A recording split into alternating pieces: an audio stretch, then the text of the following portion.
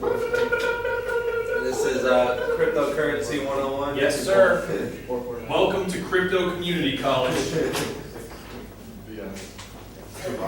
I was in the hallway. That is really loud. Pop it! We can hear it in here. Yeah, we can hear it. I stepped outside on purpose. So I pulled it, and it didn't say I pulled it, which is Man, you pulled it too BS. early, too late, man. Yeah. All right, I got you right now. What are you filming right now? Since you came late, I want to ask you, is it Pakistan or is it Pak? Pakistan. Yeah. Nice. Why would it be? Yeah, I can understand why some people get confused. Yeah. They don't know, but I'm knowledgeable. Fuck. What are you guys doing right now? We're We're about to break doing something down. cryptocurrency discussion. Which US? Oh, sorry. I'm about to go into it. Go ahead, I'm here to learn. Oh, you have questions? That's good. No, it's I already started. I'm just trying to get the USB right now so I can. But I don't know. I don't know how deep he's gonna dig into it. That's the thing. Well, actually, I think I'm going to turn this into a regular thing since Okay. you guys are interested and like we talk about it after class anyways. Like, I would just like invite people. Is your friend coming? Yeah. Oh no, he's not coming. He's not coming. So like- he'll lose out. Sorry. Turn it off. Yeah, it just kept on. Yeah, It just turns off on its own? Alright. I'm going to sleep. Just ignore it. It'll go Damn away. thing. This is a hardware wallet. Yeah, that's like what I was looking telling at. you about. So this is Can I see? Can I look at that? the one that I have is a Ledger Nano S, which I recommend. I recommend the Ledger Nano S. What about you seen the block one with the touchscreen, the block one? Yeah, you're talking about the. Do you remember what it's called? Yeah, there's top three. If I click a button, will anything happen? No, No. kind of erase itself if you try to mess with it. Is It's that the not- one that it's has three not plugged passwords in. and Oh, that's, okay. So it won't work. yeah. Oh, Keep Key. You're talking Keep about Key, yes. Yeah. I haven't researched the Keep Key. I have two Ledger Nano S's, which I think are the best, and then I have that one, which I haven't used yet. So all my crypto's on Ledgers, which I think is Ledger's like the cheaper one out of the three, and it's like the best. They're all $100 though. Yeah, pretty much. So you paid $100 for this? Yeah, almost 100. And what am I paying for in that? Like the encryption? Just the security, because it's like, okay, so like you could get your crypto and you could keep it online, like on a website, like Coinbase. on Coinbase.com, where you get it and you could just keep it on there. But if that website got hacked, or like the people that run it just decide to take everybody's crypto and disappear, they could do that. Did that happen in like Oh, it's happened. 2014, It's happened February? several times. Like if an exchange, so like if you want to buy the more obscure cryptos, you have to get Bitcoin or Ethereum and then go to an exchange website, which is like kind of looks like a stock exchange sort of, and like you have to trade it for the kind of smaller ones. And like exchanges have gotten hacked before, to where Yeah. everybody's crypto just got taken. Wow. So like that's why you get one of these. So you can get your crypto and then put it on this and then detach it from your computer and keep it offline. So the only way that somebody could steal your crypto, they wouldn't even get your crypto if they just stole this, because they would have to have your password or your key phrase or whatever. And that would be the only way. And then even if it is stolen, It you gets have resetted. this You can you reset. have this group of 24 words that you write down when you first set it up. And like, even if it gets lost or stolen, you can use these 24 words to recover all your crypto.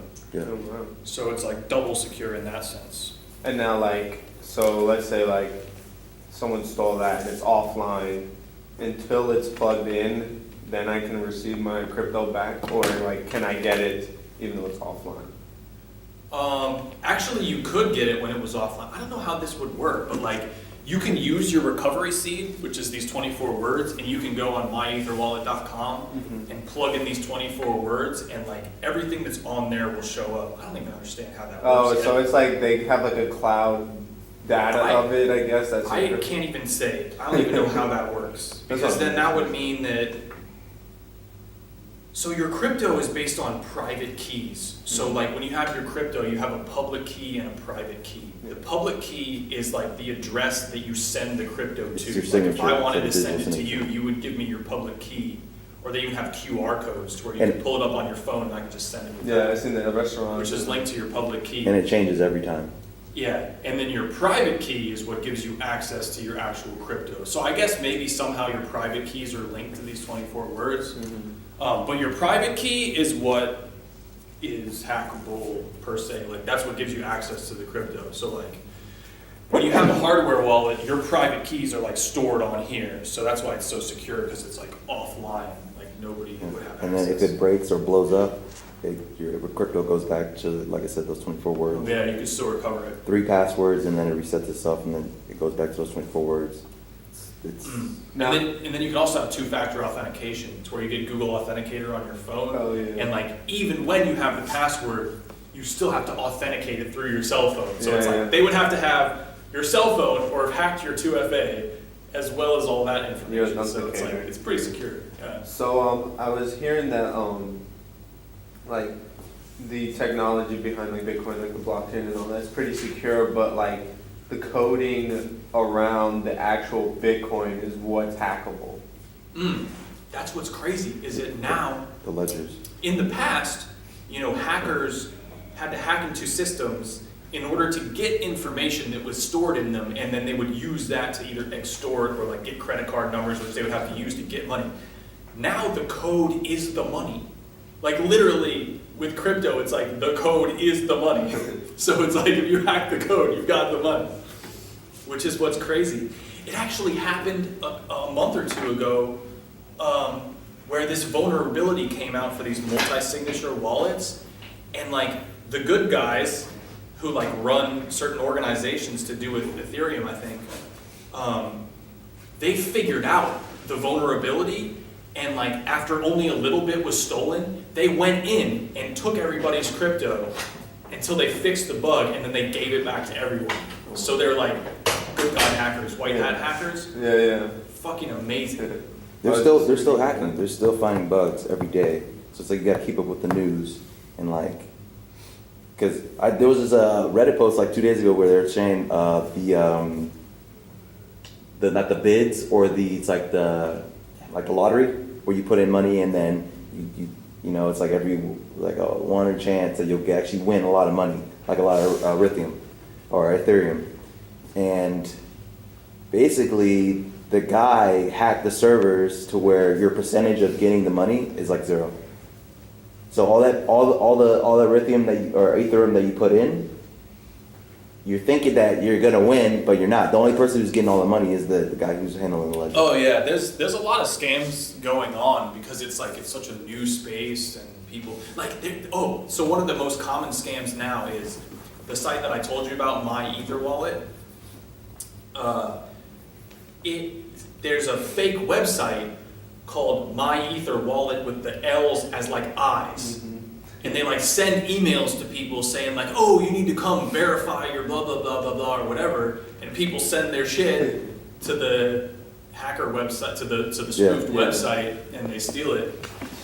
Cause it's like I said, it's so easy to exploit vulnerable people, and it's like such a new space. Yeah, for real, like, it's crazy because like for my bank I have Wells Fargo, and like I go in Google and type in Wells Fargo, the first one that pops up is like a spoof Wells Fargo that's paid to be up at the top, so everybody clicks it. When then I look at it and I'm like, and it has like an extra S or something like that, and then I'm like, what the hell? And then like when you click on it, you can like I click on the Wells Fargo and it's like the old interface, so it's like gray, and I'm like, this doesn't look like it. So like I always go back, and then I'm like, I read through, and then I'm like, oh, this is the right one. And I'm like, wow, that's crazy how like Google's letting this spoof freaking website right there at the top of their top searches. They might take it down eventually. They do that Yeah. for Put up another one.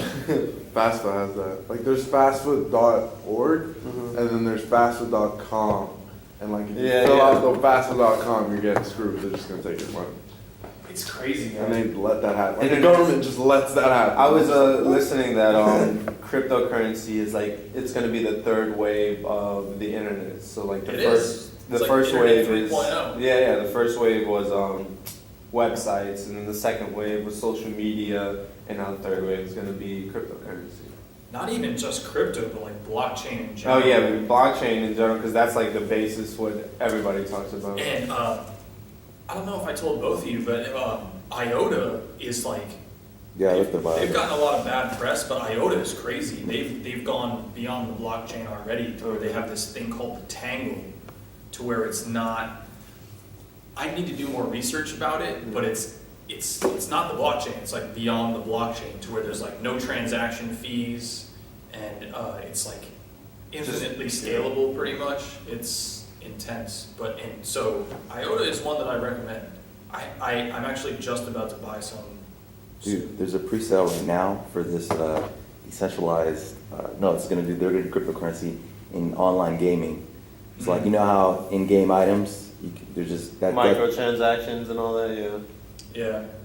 they're gonna be worth cryptocurrency in-game items. Yeah, because the gaming, all the online gaming stuff was kind of already doing. Yeah, this already doing it because you would go to the store, you buy the cards. currency within their game. Yeah. Now they're just gonna tie it with Yeah, you blockchain. just like for Steam, because I used to play CSGO and literally like a skin would be $4,000. Yeah.